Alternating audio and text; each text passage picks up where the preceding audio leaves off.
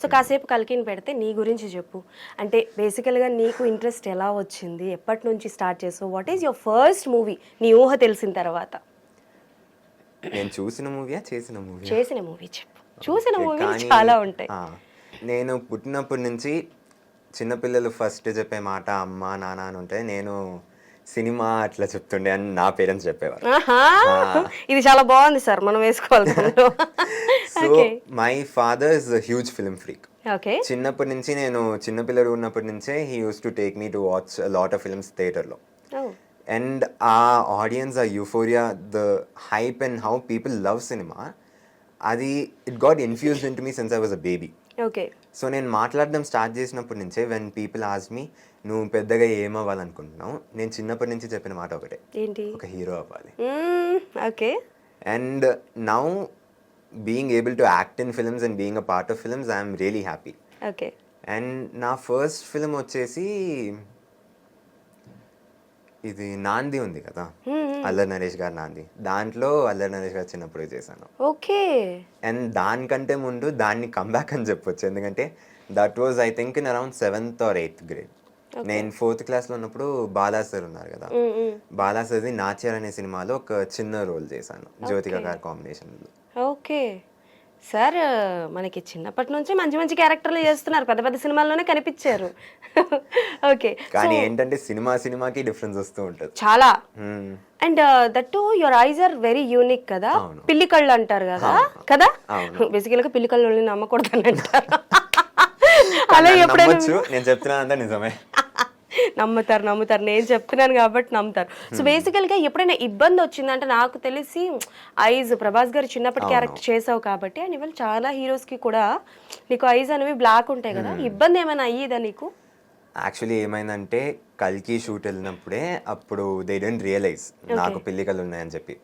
So షూట్కి వెళ్ళాక అప్పుడు వాళ్ళు చూసి వీడికి ఐ కలర్ డిఫరెంట్ ఉంది కదా అని చెప్పి అప్పటికప్పుడు వెళ్ళి బ్లాక్ లెన్సెస్ తీసుకొచ్చి we had to change it again. And ఇలా వచ్చి it has happened in almost every film I've done. ఎందుకంటే most of the films I've acted in it's like హీరోగా చిన్నప్పుడు అట్లనే ఉంటాయి. సో ప్రతి సినిమాకి బ్లాక్ లెన్సెస్ ఉంటాయి, కొన్ని సినిమాలకి బ్రౌన్ లెన్సెస్ కూడా వేపిస్తారు. ఇది ఒక కష్టం అని చెప్పొచ్చు, కానీ I love acting in films. So కష్టమైనా సరే నాకు ఇష్టమైన ఇది అని చెప్పి I love doing it. Okay. So అంటే లైక్ లెన్సెస్ పెట్టుకున్నప్పుడు, అంటే ఇప్పటి వరకు యాక్షన్ సీన్స్ ఏమైనా చేసావా నువ్వు?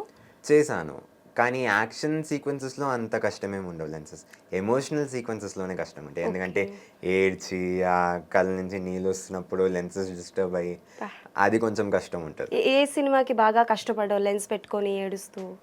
ఇది ఒరు కొడై మర్డర్ మిస్టరీ అని చెప్పి ఒక ఫిల్మ్ ఉంది, దాంట్లో వచ్చి I had to cry a lot.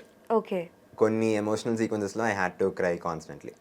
ఆ సీక్వెన్సెస్లో my eyes took quite a suffering. నీకు ఇట్టే కళ్ళనీళ్ళు వచ్చేస్తాయి అనుకుంటా కదా, అది అలవాటు అయిపోయింది. అంటే బేసికల్గా బాగా ఇన్వాల్వ్ అయిపోతూ ఉంటావు అనుకుంటా. సో ఇప్పటి వరకు నువ్వు చేసిన సినిమాలు కాకుండా నీ ఫ్రెండ్స్ సర్కిల్లో కానీ ఆర్ ఎల్స్ నువ్వు థియేటర్లో చూసి ఏడ్చిన సినిమా ఏది, బాగా ఎమోషనల్ అయిన సినిమా? సుశాంత్ సింగ్ రాజ్పుత్ గారి దిల్ బేచారా, ఆ సినిమా చూసే ప్రతిసారి ఏడుస్తా. దాంట్లో రెహమాన్ గారి మ్యూజిక్ ఉంటుంది చూడండి, it hits the heart. Okay. So each and every time I watch that film, it's heart wrenching అని చెప్తారు కదా, గుండెని పట్టుకున్నట్టు ఉందని, అంత డీప్ అండ్ సోల్ఫుల్ ఫిల్మ్ అది. So every time I watch it I end up crying. Okay. నేను కొంచెం సెంటిమెంటల్ యాక్చువల్లీ, ఏ సినిమా చూసినా ఎమోషన్ ఎక్కువైపోయి ఏడవడమో నవ్వడమో సెలబ్రేట్ చేయడం అట్లా. ఆడిషన్స్కి వెళ్తూ ఉంటావా డిఫరెంట్ మూవీస్కి, ఆర్ ఎల్స్ డైరెక్ట్గా నీకు షూటింగ్ కాల్స్ వస్తుంటాయి? అది డిపెండ్స్, అప్పుడప్పుడు డైరెక్ట్ పిలుస్తారు, కానీ most of the times auditions ఉంటాయి. సో అలా ఆడిషన్స్కి వెళ్ళి మిస్ అయిపోయిన క్యారెక్టర్స్ ఏమైనా ఉన్నాయా? ఆడిషన్స్కి వెళ్ళి మిస్ అయిపోయిన క్యారెక్టర్స్ లేవు, కానీ డైరెక్ట్గా పిలిచి మిస్ అయిపోయిన క్యారెక్టర్స్ ఉన్నాయి. సో ఇది మ్యాజిక్లో యాక్ట్ చేస్తున్నా కదా, while I was acting in magic, అప్పుడు షూట్ మధ్యలో they call me for Devara. Actually దేవరాలో ఒక మంచి రోల్ ఉంది, ఒక కొన్ని డేస్ షూట్ ఉంటుంది, మీరు రాగలుగుతారా అని పిలిచారు. అంటే దేవరా అంటే ఫర్ ఎన్టీఆర్ గారి చైల్డ్ వర్షన్? అంటే దాంట్లో రోల్ ఏంటని కరెక్ట్గా స్పెసిఫై చేయలేదు, బట్ దాంట్లో ఒక రోల్ ఉందని చెప్పి టీం నుంచి కాల్ వచ్చింది. కానీ అది చేయలేకపోయాను. అరే దేవరాలు మిస్ అయిపోయారు. బట్ ఇట్స్ ఓకే, దేవరా వల్ల కల్కి వచ్చింది. ఓ వెరీ పాజిటివ్ మైండెడ్. Yeah. ఎవరి పోలికలు ఇవి, మదరా ఫాదరా? ఇద్దరి పోలికలు. ఇద్దరు వెరీ పాజిటివా? సపోజ్ నువ్వు ఎప్పుడైనా షూటింగ్ నుంచి వెళ్ళేటప్పుడు, అంటే నాకు తెలిసి బేసికల్గా ఎవరో ఒకరు ఉంటూ ఉంటారు అనుకుంటా నీతో, అవును. మమ్మీ కానీ ఫాదర్ కానీ. సో ఎప్పుడైనా సరే షూటింగ్ నుంచి వెళ్ళిన తర్వాత ఇంకొంచెం బాగా చేస్తే బాగున్ను ఆర్ ఎల్స్ బాగా చేసావు అని మోటివ్ చేసిన వాళ్ళు ఎవరైనా, అంటే లైక్ ఎవరు కరెక్ట్ ఎక్కువగా చేస్తుంటారు నీకు? నాకొచ్చి నాన్న he points out the negatives which I did. Okay. అమ్మ points out the positives, like బాగా చేసావురా, ఆ సీన్ బాగా చేసావు, Okay. You did this action well, అది కరెక్ట్ చేసావు అని చెప్తుంటారు.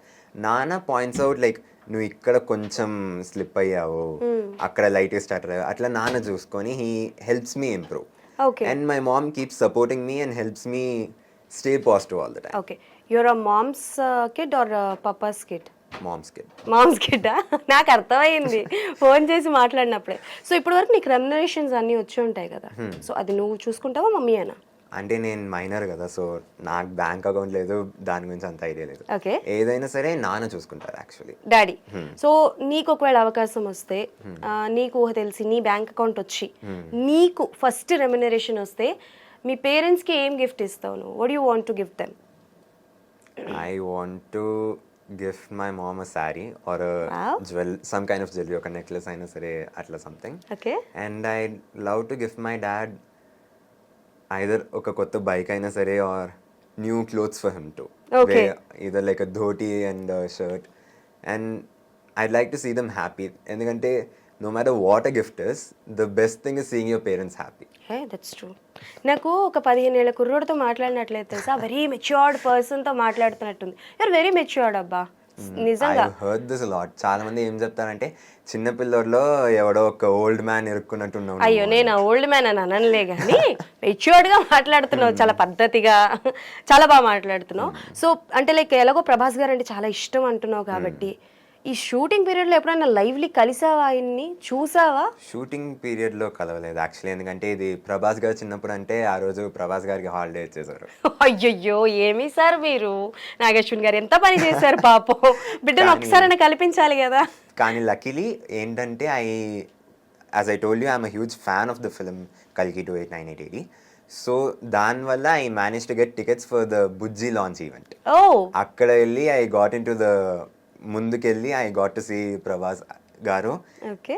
Face to face. అది it was a wonderful experience. Okay. బుజ్జిది రివీల్ చేసి when the car came in and once he hit all the riders and got out, it was crazy కదా, goose pimples అసలు మామూలు కాదు. అవును, బుజ్జికి నీకు కాంబినేషన్ ఉంటుందా మరి? లేదు లేదు, అది ఆయన పెద్ద అయ్యాక అది బుజ్జి భైరవ షోలో చూపిస్తారు కదా. Bhairava actually meets Bujji only after he పెద్ద అయిన తర్వాత. ఆహా, చిన్నప్పుడే బుజ్జిని కలిసి ఉంటే బాగుండేది కదా, మాకు మరింత కంటెంట్ వచ్చేది. ఓకే,